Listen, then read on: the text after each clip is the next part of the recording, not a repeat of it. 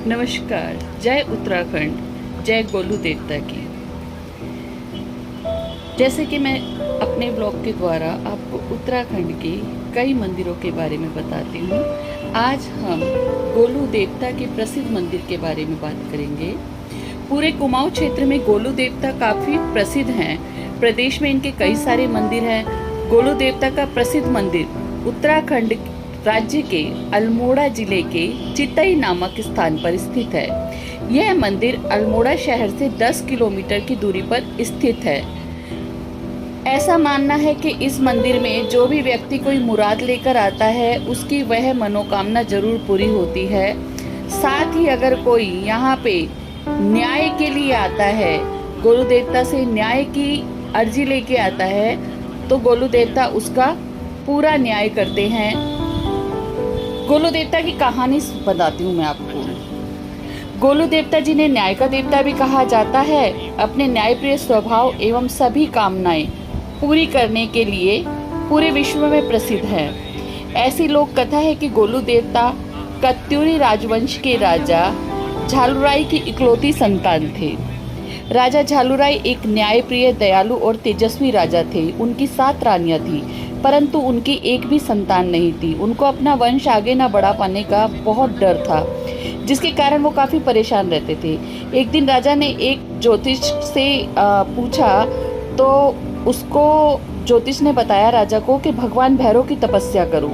इसके बाद राजा ने घनघोर तपस्या कर भगवान भैरव को प्रसन्न किया। भगवान भैरव ने दर्शन देकर राजा की तपस्या का कारण पूछा, तो राजा ने कहा, हे भगवान, आप तो सब जानते हैं, मेरे पास सब कुछ है, 7 रानियां भी हैं, पर एक भी संतान का सुख प्राप्त नहीं हुआ है। यह बात सुन भगवान भैरव ने कहा, राजा, तुम उदारवादी और तेजस्वी राजा हो, परंतु तुम्हारे जीवन में संतान सुख नहीं है। पर क्योंकि तुमने मुझे प्रसन्न कर संतान सुख का वरदान मांगा है, तो मैं तुम्हें निराश नहीं करूंगा।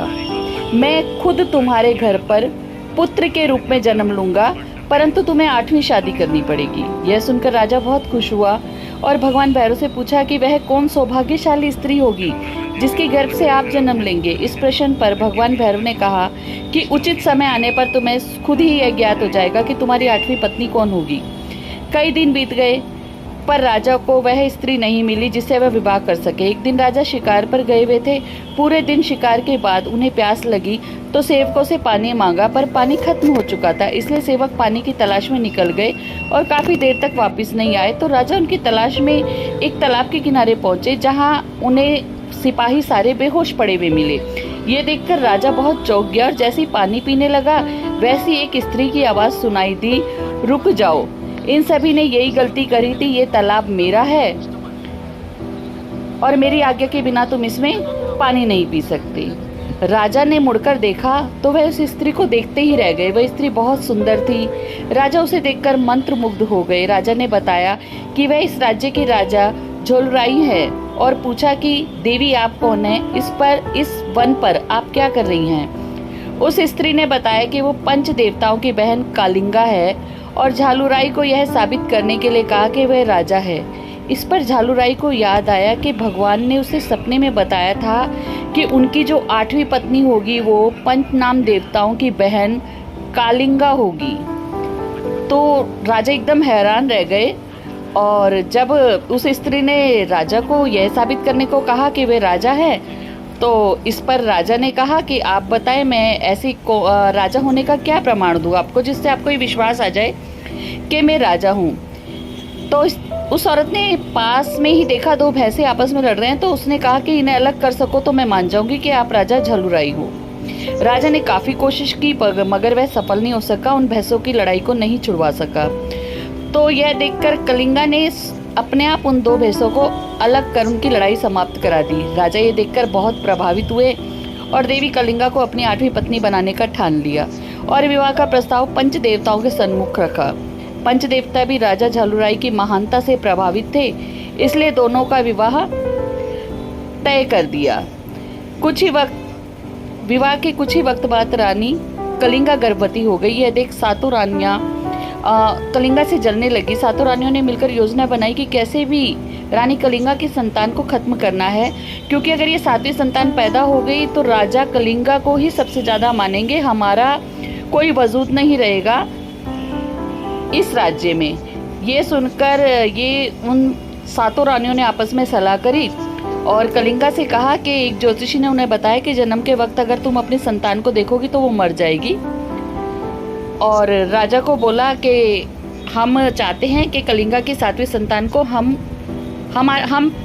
जन्म में हम 7वीं संतान जो राजा की 8वीं रानी है उसकी संतान के जन्म के समय हम खुद उस कमरे में उपस्थित रहना चाहती हैं। तो राजा ने खुशी खुशी आज्ञा दी, हाँ ठीक है, मेरी 7 रानियाँ 8वीं रानी की संतान को इस दुनिया में लाने के लिए उसके साथ है। और यहाँ उन 7 रानियों ने कलिंगा को कह दिया कि ज्योतिष ने कहा है अगर तुम देखोगी संतान को वो मर जाएगी। जल्दी ही प्रसव का दिन आया। रानी कलिंगा की आंखों पे रानियों ने पट्टी बांध दी। रानी ने पुत्र को जन्म दिया। 7 रानियों ने बच्चे को क्या करा, गौशाला में फेंक दिया ताकि वो जानवरों के पैरों तले आकर मर जाए। और रानी कलिंगा को बताया कि उसने एक सिलबट्टे को जन्म दिया है और खून से लथपथ सिलबट्टा रानी की गोद में दे दिया। दूसरी तरफ गौशाला में पड़े बच्चे को खरोच तक नहीं आई। गाय का दूध पीकर बच्चा सकुशल था। ये देखकर 7 रानियों ने बच्चे को नमक के ढेर पर दबा दिया। वह नमक का ढेर चीनी के ढेर में बदल गया। इसके बाद बिच्छुओं के बीच फेंक दिया, पर बच्चे का बाल भी बांका नहीं हुआ। जब रानियों को कुछ समझ न आया तो बच्चे को एक संदूक में बंद कर काली नदी में बहा दिया। 7 दिन 7 रात वह बच्चा उस संदूक में नदी में बहता रहा। 7 दिन बाद जब एक मछुआरे ने जाल फेंका तो मछुआरे के जाल में वो संदूक आ फंसा। जब मछुआरे ने संदूक खोला तो उसमें से बच्चा निकला। ये देखकर मछुआरा और उसकी पत्नी बहुत खुश हुए, क्योंकि उन दोनों की भी कोई संतान नहीं थी। दिन बीतने लगे, लड़का बड़ा हो चुका था। वह दूसरी तरफ राजा झालुराई अपनी किस्मत से काफ़ी निराश थे। एक दिन लड़के ने अपने सपने में देखा कि वह राजा झालुराई का पुत्र है और उनकी सौतेली माओं ने 7 रानियों ने धोखे से उन्हें उनके माता पिता से दूर कर दिया। साथ ही अपने जीवन का उद्देश्य, जन्म से जुड़ी घटनाएं सब कुछ उन्हें याद आ गया, क्योंकि वो तो भगवान शिव के अवतार थे। जब सब कुछ जानने के बाद लड़का अपने पिता मछुआरे के पास गया और एक घोड़े की मांग की। मछुआरा गरीब था, घोड़ा खरीद पाने की तो उसकी क्षमता नहीं थी, तो वो एक लकड़ी का घोड़ा ले आया। लड़का अपने भगवान भैरव के अवतार को जान चुका था, जिस कारण उसमें दैवीय व चमत्कारी शक्तियां आ चुकी थी। तो लड़के ने अपने चमत्कार से लकड़ी के घोड़े को जीवित कर दिया और घोड़े को लेकर राजा झालुराई की राजधानी की तरफ चल पड़ा। राजधानी के समीप ही एक तालाब के किनारे 7 रानियां बैठी हुई थी। ये देखकर लड़के ने क्या करा, उस घोड़े को वापस लकड़ी का बना दिया तो उसे वो पानी पिलाने लगा। जब वो उसे पानी पिलाने लगा तो रानियां देखकर हंसने लगी। कहती हैं कि लकड़ी का घोड़ा कोई पानी पीता है? तो लड़के ने फट एकदम से जवाब दिया, जब एक रानी सिलबट्टे को जन्म दे सकती है तो ये काठ का घोड़ा पानी क्यों नहीं पी सकता? ये सुनकर 7 रानियां चुप हो गई। उनको कुछ समझ भी नहीं आया कि हम क्या बोले। फिर क्या करा, उन्होंने लड़के का दुस्साहस देखा तो गुस्सा हुई और उस लड़के की शिकायत राजा से कर दी। लड़के को पकड़कर राजा के पास ले जाया गया तो महल में लाए। राजा ने लड़के से पूछा कि तुम्हें इतना भी नहीं पता कि काठ का घोड़ा कभी पानी नहीं पीता? इस पर लड़के ने वापस यही कहा, राजन, जब इस राज्य की महारानी एक पत्थर को जन्म दे सकती है तो क्या मेरा लकड़ी का घोड़ा पानी नहीं पी सकता? साथ ही लड़के ने बताया कि वह राजा की इकलौती संतान है जिसे 7 रानियों ने मिलकर मारने की कोशिश की थी। साथ ही भगवान भैरव और राजा के बीच हुई बातों के बारे में बताया जिसे सिर्फ राजा झालुराई ही जानते थे। यह सब बात सुनकर राजा को लड़के की बात पर यकीन आ चुका था कि ये लड़का वही संतान है। साथ ही क्रोधित होकर 7 रानियों को उन्होंने जेल में डालने की सजा दी। लेकिन गोलू देवता तो न्याय के देवता थे। उसने उन रानियों को राजा को माफ करने को कहा कि इन्हें माफ कर दिया जाए।